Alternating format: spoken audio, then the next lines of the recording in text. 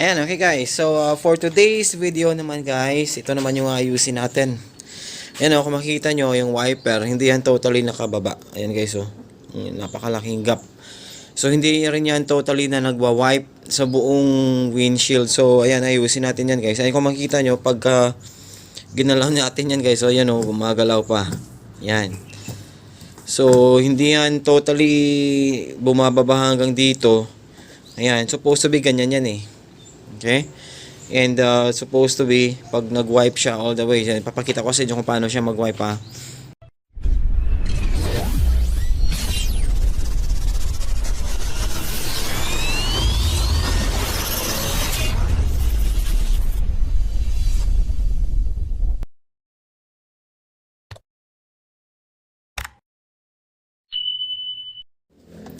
Kaya yan, okay guys, so ayan, papakita ko sa inyo kung paano siya mag-wipe.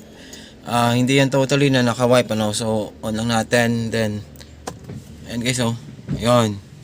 So yung wipe niya hanggang dito lang. So ayan supposed to be hanggang dito yan. Supposed to be hanggang dito yan. So hanggang dyan na lang siya. Napakaliit lang ng tawag nito, napakaliit lang ng area na nini-wipe niya at hindi siya totally bumababa. Ayan guys, papakita ko sa inyo sa labas. Dali ayan guys Ayan. Hindi siya totally bumababa and hindi yan totally ubos yung ano. So nakaka-distract ko yung ganyan guys. And hindi yun yung normal niya na pagwa-wipe. So ayan, tara ayusin natin yan. Let's go. Okay, so sa ganitong problema guys na maluwag yung na maluwag yung wiper. So kailangan nating pagtatanggalin talaga to yung wiper para makita natin dun sa loob, dun sa motor niya. Baka kasi may mga fittings po doon na baka natanggal ano. So ano natin gagawin? Of course, tatanggalin natin tong mga cover niya. Ayan. And syempre tatanggalin natin yung wiper mismo. Okay. Yan.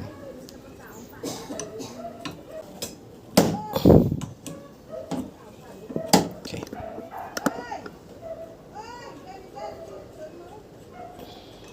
Yan. So, angat lang natin yung buong wiper. Yan. And pwede na natin siyang tanggalin.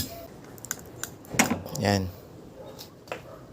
So, ganun din sa kabila. Tatanggalin natin ito, yung cover, and of course, tatanggalin natin yung buong assembly ng wiper. Okay, so ayan, natanggal na natin yung dalawang wiper. Open natin itong hood. Okay.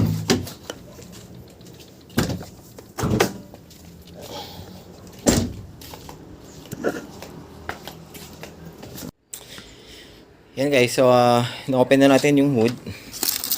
Kasi may kailangan tayo, kasi kailangan natin tanggalin tong buong cover na to. Yan, ito.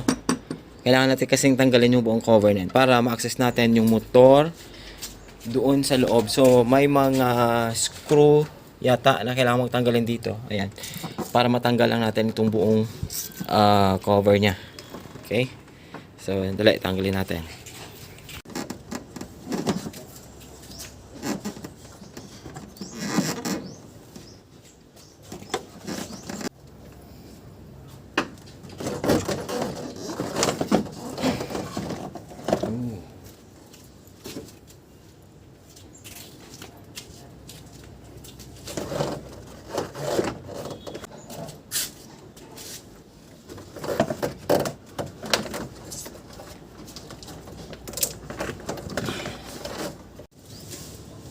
Yan, okay guys. So, natanggal na natin itong cover. Yan guys. So, most of it is yung mga fittings niya dito is yung parang kiniklip lang. Yan Okay. Okay. So, ngayon dito makikita natin kung ano yung naging problema nito. Kung bakit gano'n, no?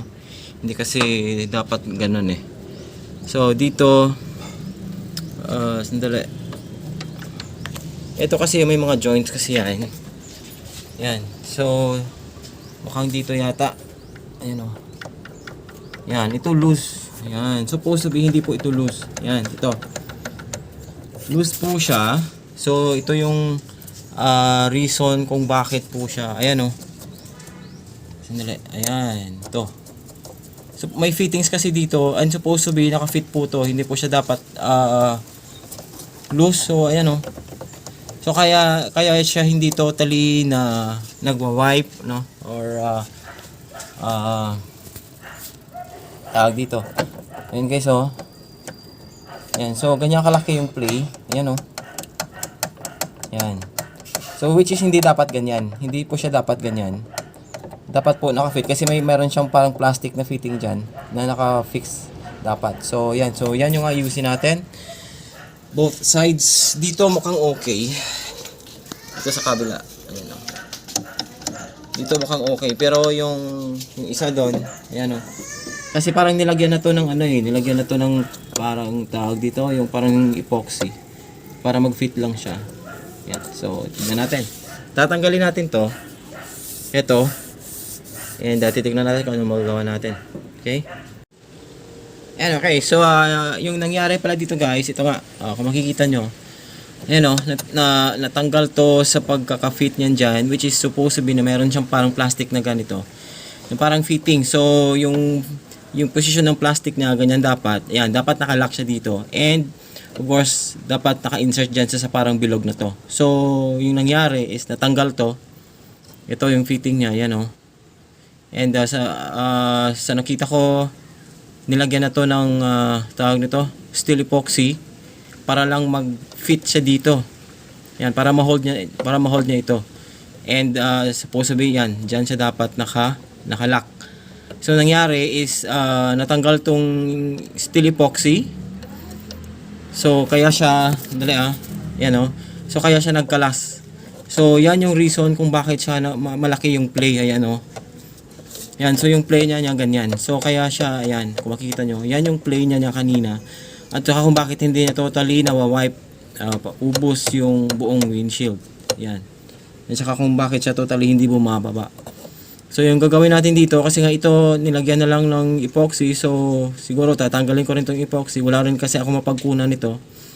So habang wala tayo nito, so we'll try to put some epoxy also here. Okay. Yan, so tatanggalin na lang natin tong buong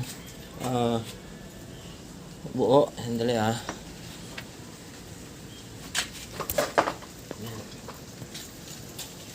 matatanggal din naman to eh. Yan o. Tatanggalin tong other end. Yan. Yan. Okay, ito siya. So, dito, yan, dito sa arm na to, nagkaroon ng problema. Okay? Which is supposed to be, you know, ganyan siya dapat. Ayan, ganyan siya dapat. At least naka-fix sana siya. Ito nga, nilagyan na lang ng steel epoxy para lang mag-fit, para mag-stay siya dito. So, dito, ito kasi, ito yung sa kabila, kumalas yung epoxy. Yan, kumalas siya. Yan, so gagawin natin, lilinisin ko lang, then maglalagay tayo rin ng epoxy kasi wala naman tayong pagkunan nito agad-agad. So hindi naman pwede na wala tayong wiper kasi nga rainy season ngayon. So lilinisin ko lang to, then maglalagay rin ako ng epoxy. Okay? Lang ako ng throttle body cleaner para matanggal yung mga grease dito and para kumapit yung ating steel epoxy. So yung gagamitin ko dito is itong Wild Type. Wala kasi ako makuhang iba. So ito na lang. Hindi ko pa na-try itong ganitong klaseng epoxy, pero hopefully maganda siya. Yan, so lilinisin lang natin. Yan, gagawa tayo ng epoxy. Okay. Dali.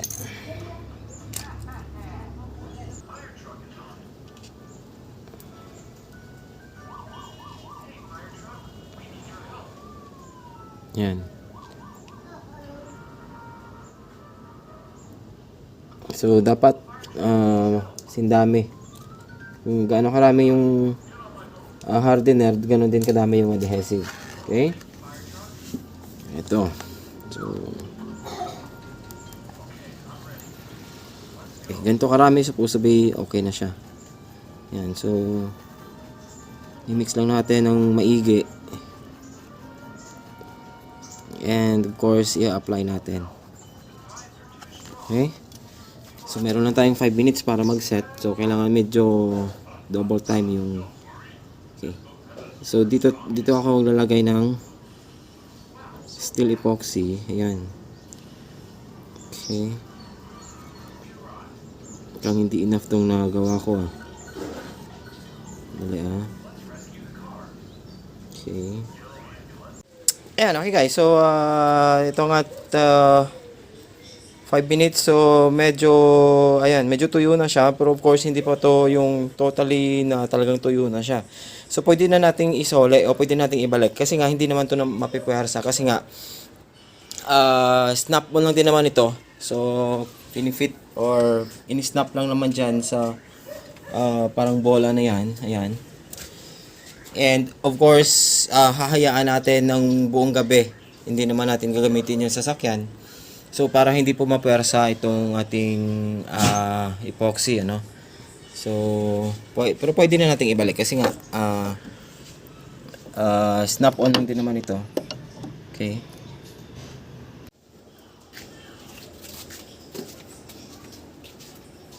Ayan, so ibabalik na natin to guys. Ayun kasi snap on lang naman to. So, yan. And doon sa kabila, doon sa nilagyan natin ng dito sa nilagyan natin ng epoxy. So, of course, wag nating persahin. Kailangan yung i-push natin dito is yung plastic mismo. Wag po nating i-push itong bar kasi nga matatanggal yung nilagay nating epoxy Okay? So dito yung gagamitin natin is ayan. Ayan guys, so ayan, naka-fit na po siya. Ayan. Okay, dali Yan, so ito na yung nilagay nating epoxy. So hopefully tumagal siya. And ayun kung makikita nyo guys, so wala na siyang movement. Ayan Yan, so wala nang movement yan. Kanina, di ba, kasi kanina ito natanggal to, so malaking movement niya. So ngayon hindi mo niya magagalaw. Ayan Okay? So ayan, okay na yan. And of course, hindi naman natin pepersahin yan kasi hindi naman natin magagamit yung sasakyan ngayon. So, babalik na natin. Okay?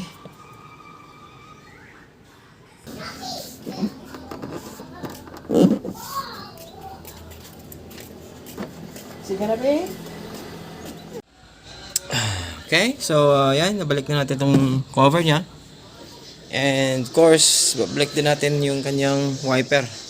Okay, so sala natin ito. Okay, yan guys. So, naibalik na nga natin itong wiper. Ayan Okay. Yan. So, kung makikita nyo, ayan, nandito na siya sa ilalim, di ba? So, kanina, dito yan. So, ngayon, ayan, nakaset na siya. And, hindi na natin siya maigagalaw. Ayan guys, Ayan. So, hindi na yan gumagalaw. Ayan Yan. And kung makikita nyo, kanina sumasabay yung isa sa paggalaw, di ba? So ayan ito, hindi na. Ayan, so hanggang dyan na lang yan yung pwede nating igalaw sa kanya. Kanina malaki yung plane niya hanggang dito. Ayan, so pero ngayon hindi na pwede, hindi na. Ayan, kasi nga, yan na, naka-fix na. Dito din sa kabila. Ayan. So wala na, hindi na pwede. So hindi na natin magagalaw yan. So hanggang dyan na lang yan. Okay? So, try nating i-wipe. And of course, balik na lang natin itong cover. Yan. Yan. So, try nating i-wipe. Sana hindi matanggal, Try natin. Ayan, okay guys. So, try nating i-wipe. Kanina ako maka-remember nyo hanggang dito lang yan. So, ngayon, check natin. Yun. So, ayokong persahin muna. Kasi nga, baka matanggal yun kasi hindi pa totally natuyo. Pero ayan, gusto ko lang pakita sa inyo kung hanggang saan. Yan. So, hanggang dito na siya. Diba kanina hanggang dito lang. So, ngayon hanggang dito na siya. Yan guys. Ayan o. Yun.